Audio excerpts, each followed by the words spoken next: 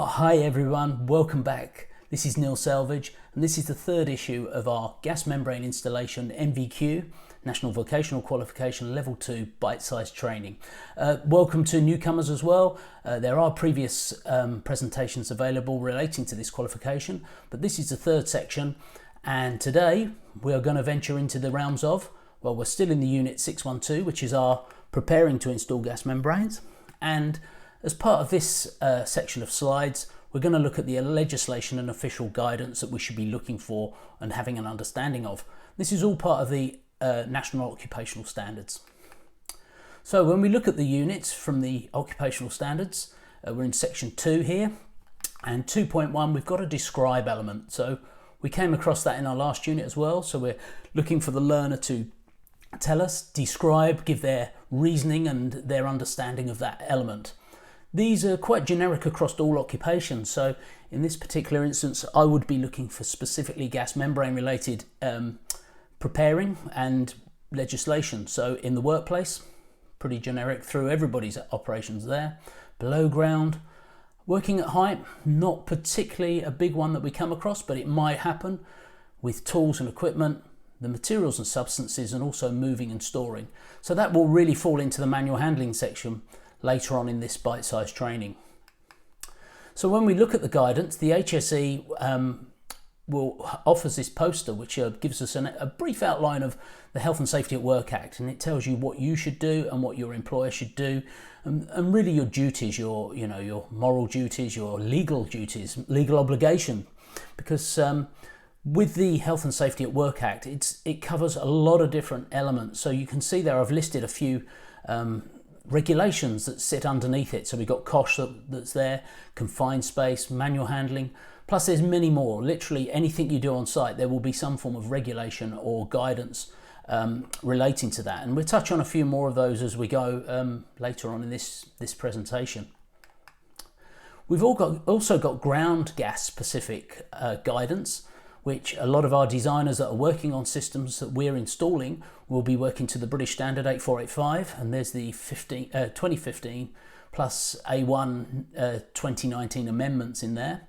So that's a document. I don't expect the learners to know this chapter and verse, but knowing that guidance does exist behind the reason for them doing the work, it is quite helpful. Sometimes they like to discuss with their supervisors.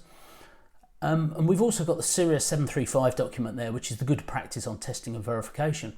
Again, knowing what the verifiers do, as level 2 installers, they will be encountering these people quite frequently on site, so understanding their processes and protocols is quite important. Again, don't expect chapter and verse on this, but some of the basic principles are very worth knowing.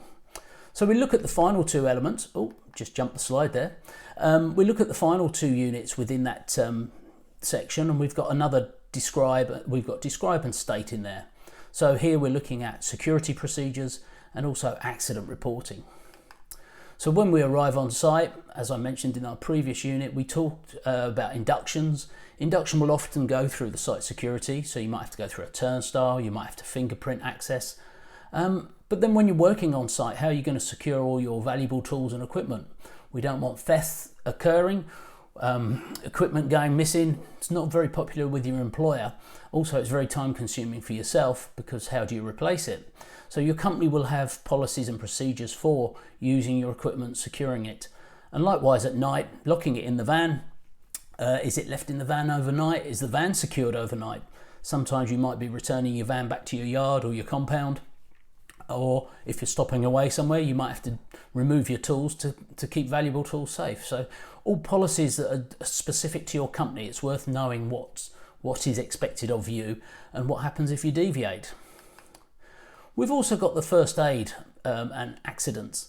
So some of these could be quite minor, from a cut or a splinter, something very, quite small. But something could be more serious. As we can see the gentleman there, we don't know what the situation is. He could have been struck by a plant, he could have fallen, he could be having an attack of some kind, or a seizure.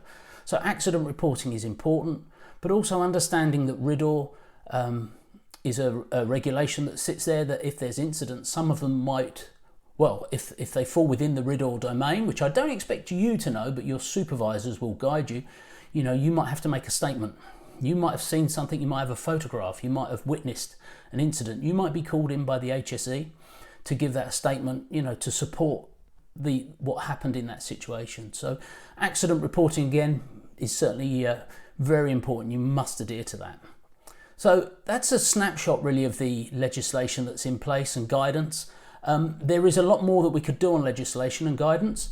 I don't want to delve in too much because I think I've just touched the real ones that we look for. We've got some 2 other units coming up in the next couple of weeks. So we're maintaining safe working practices and also looking at selecting the required quality and quantity of resources. So that we're getting onto the materials. We've also got past sessions that are sitting there with the documents and procedures that we've previously looked at. So thanks for joining me for this bite-sized unit. There's all my contact details. I've had a few people drop emails to me, and thanks for that correspondence. There will be a few things I'm going to try and incorporate from those suggestions and hopefully bring them on for everybody as we go through the future presentations. Again, any comments you want to drop in, any suggestions, please let me know. And I look forward to seeing you for the next bite-sized unit. And in the meantime, stay safe and follow legislation and guidance. And I will see you next time around. Thanks for joining me.